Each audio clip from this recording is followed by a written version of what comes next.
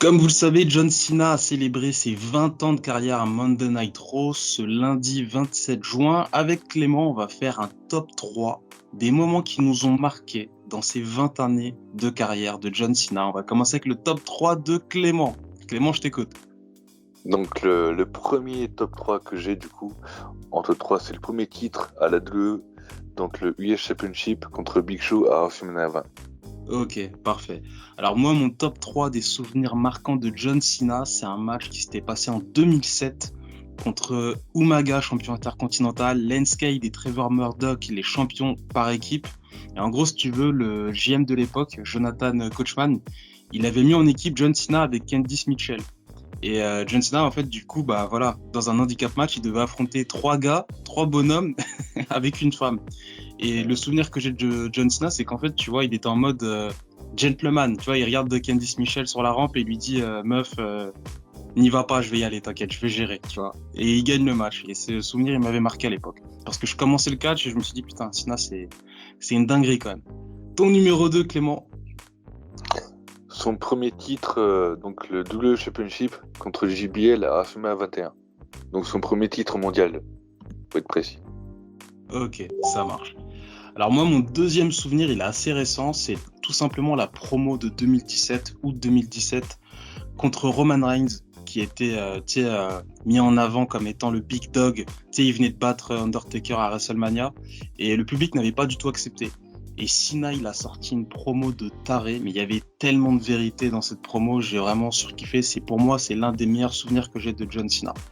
Et on va passer au top 1 de Clément. Clément, vas-y, je t'écoute. Fais-moi rêver. C'est lorsqu'il fait le record, lorsqu'il égalise le record de Ric Flair, donc 16 fois champion du monde, contre AJ Styles au Royal Rumble. Ok. Et moi de mon côté, alors c'est une rivalité qui a pas trop laissé de souvenirs à pas mal de fans de catch, mais moi j'ai vraiment kiffé la première. C'était la rivalité contre Dwayne Johnson, The Rock. C'est une nouvelle fois, c'était une rivalité qui avait tellement de vérité.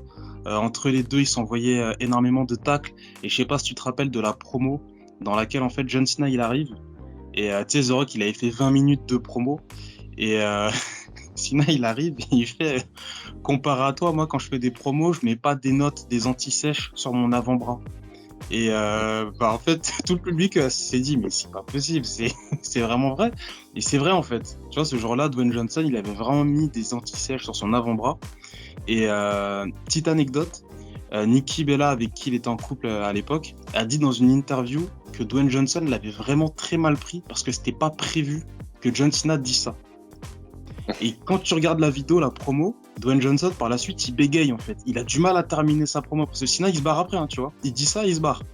Et ouais, The Rock qui est tout le temps à l'aise au micro, bah en fait, il bégaye et il se répète.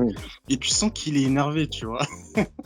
Et cette histoire. Et c'est marrant parce que, autre anecdote, moi j'aime toujours Dwayne Johnson, mais tu vois, dans la rivalité, j'étais surtout du côté de Dwayne Johnson. Et avec le temps, je me rends compte qu'en fait, Cena, il avait énormément d'arguments par rapport à Dwayne Johnson qui lui était en pilotage automatique.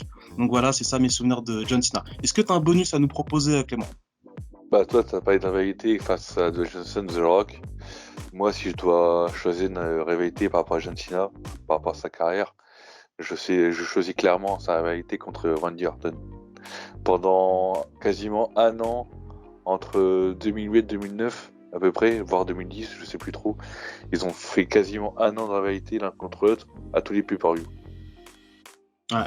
Non mais c'était énorme cette rivalité parce que moi à l'époque je pensais sincèrement qu'il y avait une réelle haine entre les deux. Tu sais, tu croyais à cette haine. Tu sentais vraiment que Randy Orton c'était un malade mental et non, franchement c'était du très très bon booking. Mon bonus à moi, il va concerner en fait toutes les entrées de John Cena à WrestleMania parce que c'est l'un des rares qui avait vraiment des entrées, on va dire, originales, tu vois. On pense à l'entrée avec la Ford Mustang, on pense à l'entrée avec tous ses doubles à WrestleMania 25. Moi, ma préférée, c'est celle de WrestleMania 24 avec la fanfare. C'est pas non plus la plus matu vue, mais j'aime beaucoup cette entrée. Enfin bref, voilà, c'était ça mon bonus concernant John Cena. J'aime pas la prof, elle m'a fait